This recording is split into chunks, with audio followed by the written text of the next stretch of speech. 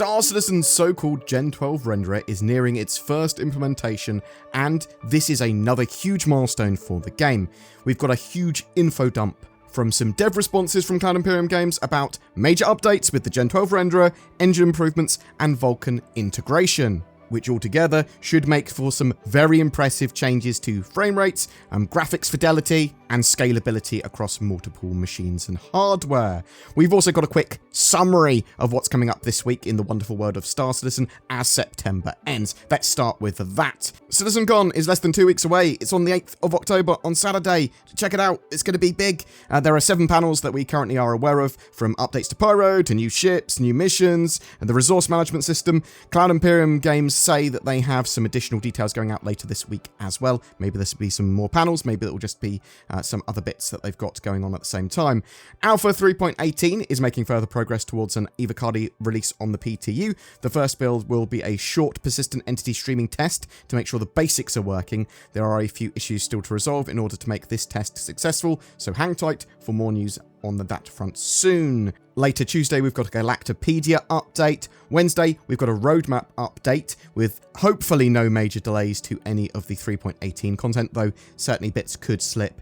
Thursday, inside Star Citizen, there's a special end of quarter follow-up on all the features of 3.18 that they've discussed so far, with new info and new answers to questions folks had after watching. Friday, there will be a Star Citizen Live, but there's no confirmation of times or actually what content that is, though last week's AI episode was delayed, so it could well be that. Now, let's jump into the more meaty stuff. I'll start you on a thread that sort of starts the process of the huge amount of information that we got on the Gen 12 render and Vulkan and bits like that, and some other development updates.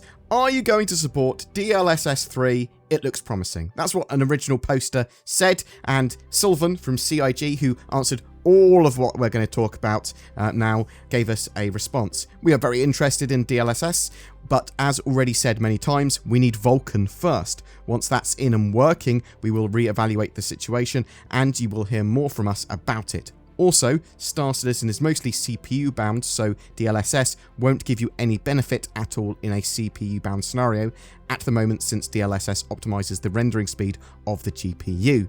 The higher resolution we have to render, the more benefit any upscaling techniques will give you. Once we have better optimized the CPU side of things, and we hit the GPU limit more and more, this will become more of an interest to us. They went on to say, Vulkan has been in development in parallel along Gen 12. It is expected that it won't take long to have the first Vulkan version running once Gen 12 is complete.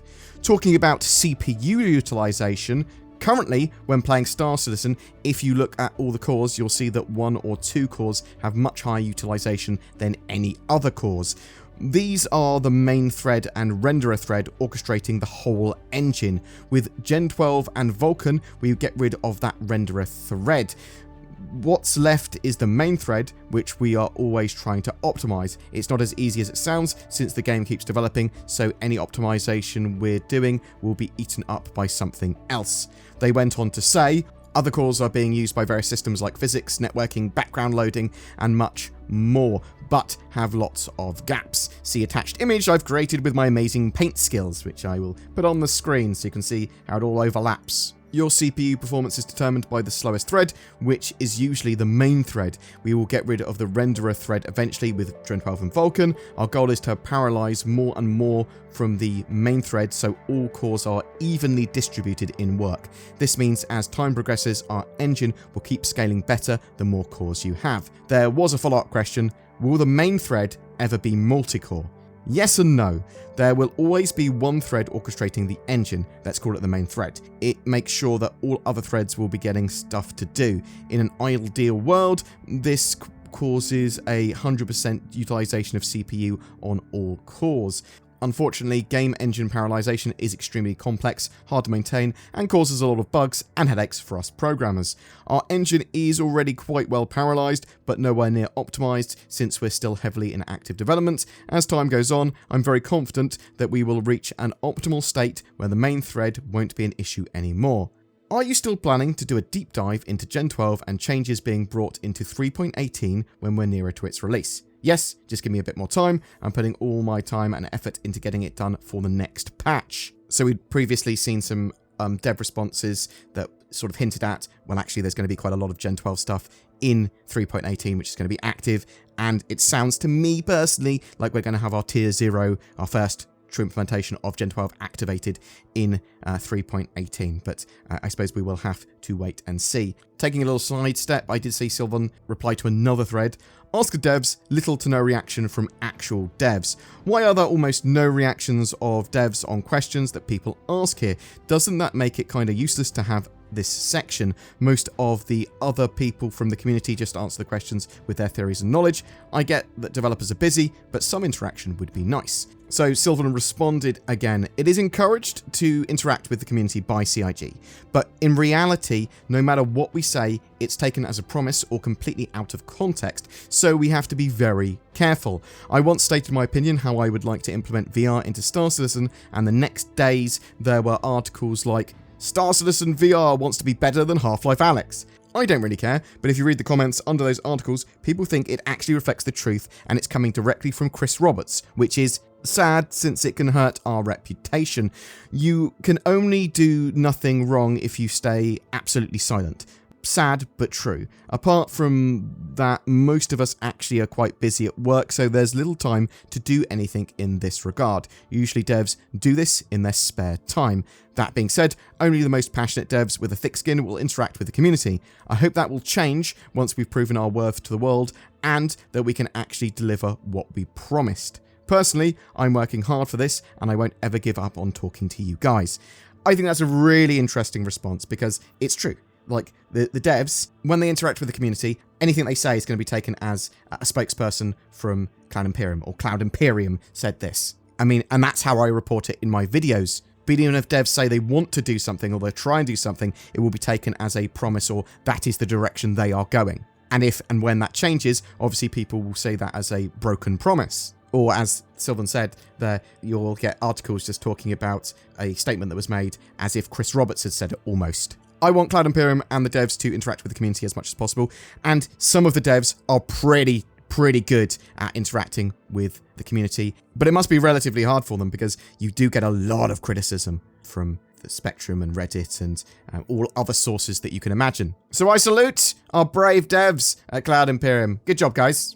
Especially those of you that come to Bar Citizens, that put yourself out there on the Star Citizen Lives, Inside Star Citizens, and go into the forums, be they Reddit or Spectrum or others, and give your opinions and sort of engage with the community. Boom! That's it for your updates today. CitizenCon is coming. We could have a load of updates for Gen 12 stuff in 3.18, and then Vulkan integration soon after.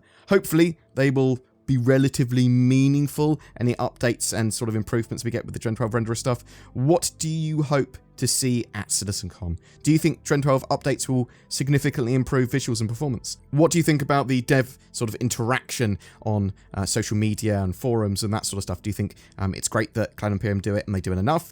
Or do you think the devs could do it more? Or do you think there needs to be more avenues to get sort of development info out there as well? Whatever your thoughts, I'd love to hear from you in the comments below.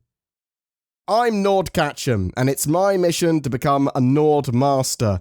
Oh no, it's Team Hacksaw. Hacksaw uses trackers and blocks your ability to go on websites like Netflix and watch the content that you want to on Netflix? ? Go Nordichu. Nordichu uses nordvpn.com/BoredGamer. It is super effective. He beats Team Hacksaws and he becomes a NordVPN master, a Nordimon master. Fortunately, with NordVPN, you don't need to catch them all. You just need to get a subscription from nordvpn.com/BoredGamer. Links below. Every month we have a ship giveaway, and for September, we're giving away 3 ships, 1 each, to 3 different lucky winners. The Origin 100i, the 125A, and the 135C. Any of these solid starter ships will allow you just to jump into Star Citizen and play right away. All you need to do is comment on any of my videos made during the month to be in for a chance of winning one of those. More details in the description below. Thank you so much for watching. If you would like to further support the channel, consider using the join button under my videos or becoming a Patreon. Either either way, you'll get access to some exclusive content and have more of a voice in shaping the channel. A huge thank you to anyone that already does that. You are amazing. I love you. Zin also is contractually obliged to love you. There is a link for donations and all that jazz in the description below as well if that is your preferred medium. It is super appreciated, genuinely. Once again, thanks very much for watching, and I'll see you in the verse.